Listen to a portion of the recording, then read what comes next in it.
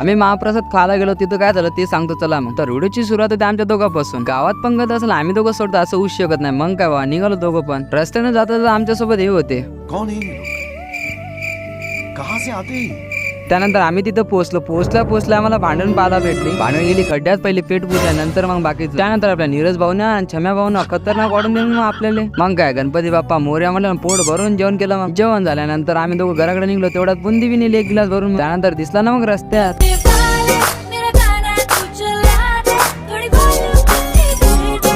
त्यानंतर गेलो आपल्या मंडळापाशी.